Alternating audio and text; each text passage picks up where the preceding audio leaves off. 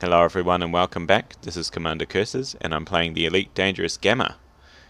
Since the last time that we saw each other, they've made a few changes to the game and I'm going to try and detail them. They've also had a reset, so I've gone back to square one. However, you may notice my ship is a bit different. I'll talk about that soon. For the Gamma, it's very much like the beta. They're still testing and trying to find out the solutions to some of the bugs in the game, but there's more polish and their network problems are pretty much gone. Like, I've had none since the Gamma's released. I know other people have had problems, but I can say from personal experience it's a lot more improved over what it was like at the start of Beta 3 and Beta 2. They've added a couple of new ships, the Orca and the Python. The Orca is kind of like a luxury liner and the Python is just a big, more of a heavy ship, medium-sized. I hope to show you some of them over the next few episodes. Another change is they've added a lot more NPC interdictions. This has caused some disquiet in the community because it was tuned pretty high to start off with, so there was 2 or 3 interdictions per supercruise jump between planets within a system. I haven't experienced that so much recently because it seems that they're balancing it a bit better. But it means that supercruise is not just a kind of boring and uninteractive experience. Now you have to kind of keep an eye on what you're doing rather than just drinking a cup of coffee. I also bought a Cytec X55 joystick. It's the HOTAS setup, so there's a joystick and a throttle, one for each hand. And my flying skills has worsened, so I may show you a couple of attempts at landing. I've gotten a lot better over the last few days, but I have worsened. This joystick has a lot of buttons, and I actually have too many for all the controls in Elite, so that's a good thing. I've got everything I need bound to buttons, but I don't need to. Well, I haven't got anything which I can't control if I don't want to. I've also bought this hauler. Now, I've been playing for a few hours in the Gamma, and I've got up to about 70,000 credits just from doing missions and trading. I bought a hauler because I need to get back to Iranin. Now, I'll show you what I mean. I started in a random system. If I can get back into the game. I started in a random system. I actually started in this one, LHS 3447. That's 16 light years from where I am now. I've made a couple of jumps. But Iranin is... Let me see.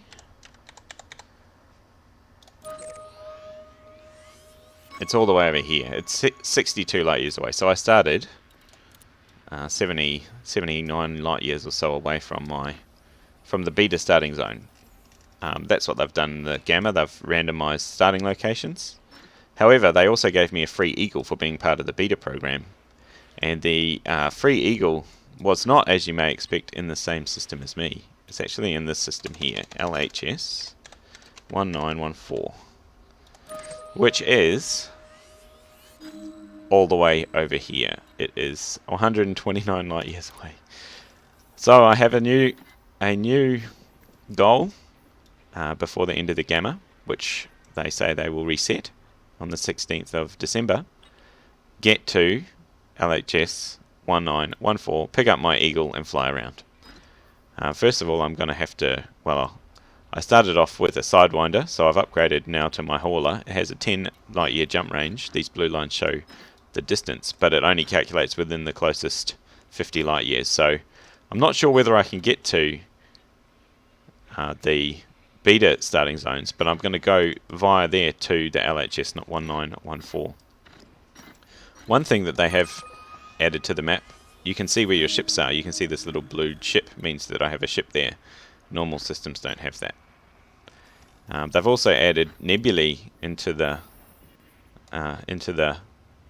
game, so that's the I can't remember what it's called, the Orion Nebula and the I have to zoom out to get to it. Here we go. Yeah, the Orion Nebula. So that's just an example of the nebulae they've added. So hopefully I can fly through some of them. That's going to be pretty great. Okay, back to the game. What am I going to do today? I have told you about my plan. I'm going to do some jumps, but it's kind of boring me just showing you me jumping. So I'm going to show you about me exploring the system that I'm in. Now I'm currently in, what is it? Ikuru system? No, Ikuru system. And when I first got here, it was completely unexplored. Now I've gone and explored the whole system, and I've got a little clip to show you about that. And I will catch up with you later after I've done some exploring. So I will see you soon.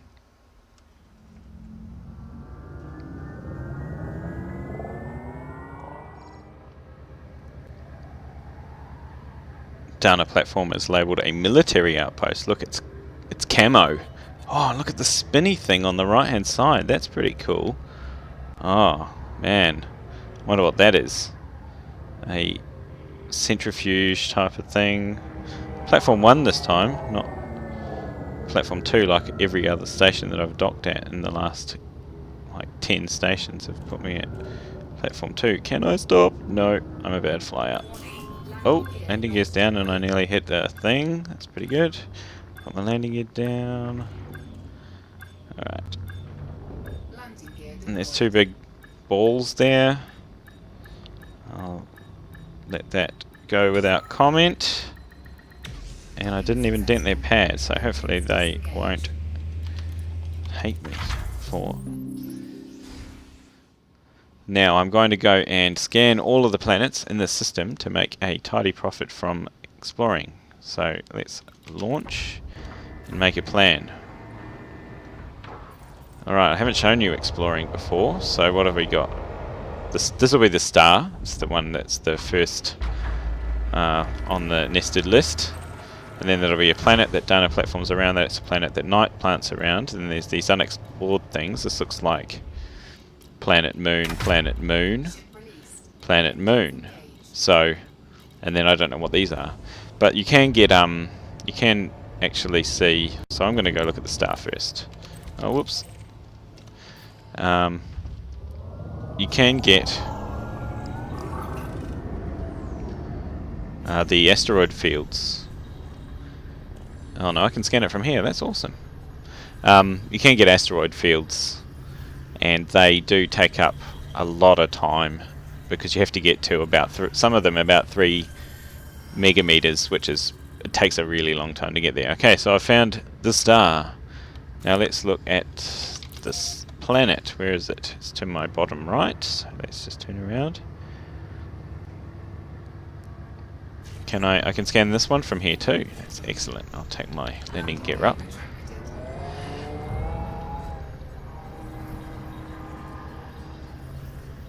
Scanning. It takes about 15 seconds each.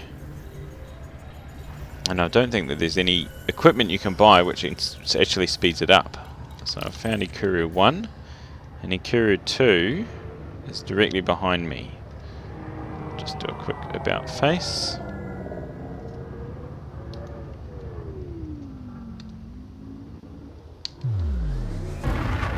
Alright, and it is 36 light seconds away, so I do actually need to go into Super Cruise. So I'll do that real quick.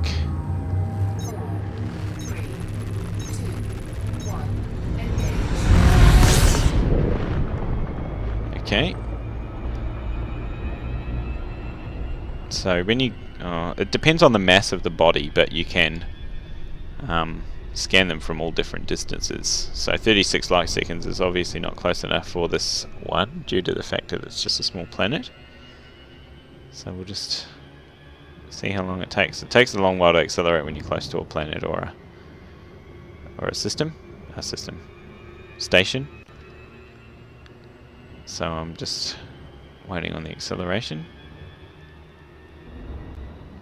Might put it back in the blue zone. Here we go. So we only needed to be 1 light second closer. So I'm just going to cruise towards it, and then we'll find the next one.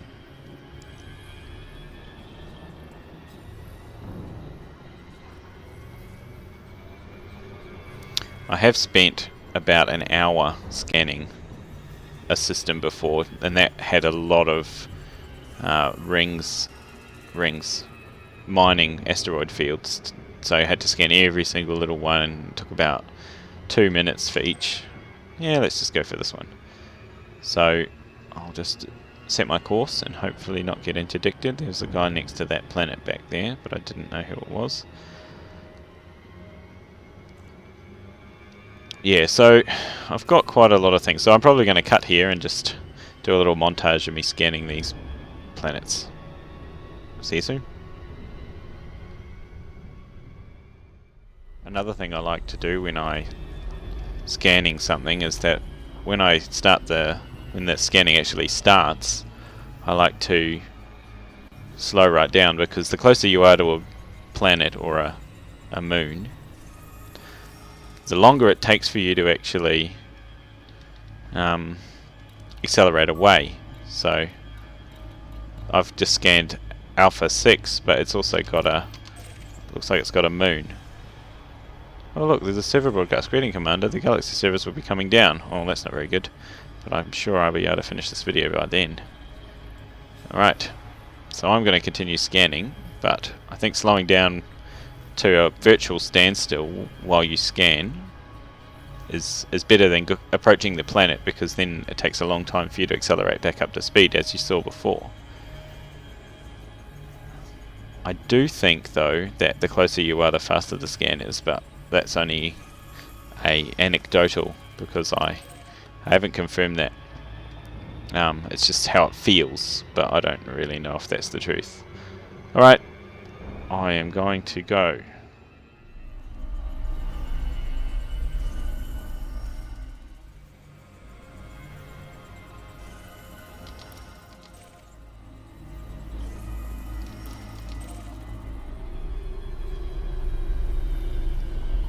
Okay, I'm up to the last two unknown in the system. Okay, so we'll go over here, Mercury 7, and that'll be its moon, 7 Alpha probably. So what have we got? 1, can't find number 2, 3, 4, 5, 6, 7, 7 planets. And they're all pretty close to the system. And if we go to the system map, I'll just wait for the scan to finish because it might interrupt it. You sometimes get a bit more info on. So there's another star. This will be a brown dwarf, and I don't really know how to find it. You have to kind of do a big orbit. I'll see if I can find it, but I'm not really sure. So it looks like I've found them all. Sometimes you see gas giants which are named unknown that are further out, but at the moment I don't think there are any. There may be, but I'm not sure. Alright, I'm going to go see if I can find that brown dwarf. No sooner as I said that I spotted something over on the horizon. I don't know if it's cheating, but I can see about 5 ships out over that direction and a bright orange-red kind of star, like maybe a dark red thing, just like that one that we saw on the system map. So I'm going to fly towards that and see what I can find. What's this, a Python, one of the new ships that got added in the last patch. It looks pretty cool. I haven't seen one up close, but I'm interested in catching some views of it when I see one at a station. There's also Federal Security Service out there. Now, how do you find planets when they are so far away? Oh, it looks like there's heaps of planets. Okay, so I'm flying kind of not directly at them, but almost tangentially, not really tangentially. And you can see they're moving against the background stars. That is the way that you find planets that are far away. If you have a short-range discovery scanner, I have the smallest one, the free one. It finds everything within 500 light seconds of you. But there are more advanced ones, one which does one within 1000 light seconds or 1500, I'm not sure, the intermediate discovery scanner. And there's the advanced discovery scanner which finds everything in the system immediately, so it doesn't matter how much how far away they are. So I'm only, I don't really know, how many light seconds am I away from the main star? 2,000 light seconds out, and I've looked like I've found a whole nother system. Well, not system. So I've got 9 new astronomical objects, including the star. So I'm just going to scan that real quick, and I will catch up with you with my results.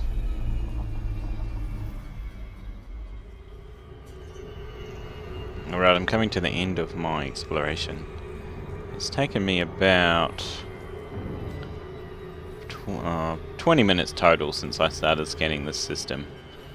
Having to fly between all the planets is a little bit annoying, and that's what you have to do if you really want to find out all the information in the system. I don't know, I haven't read much about it, but I think that is the standard thing. So I'm going to go check out Ikuru B for my final word for this episode. So I will see you in orbit. Alright everyone, that about wraps it up for this episode.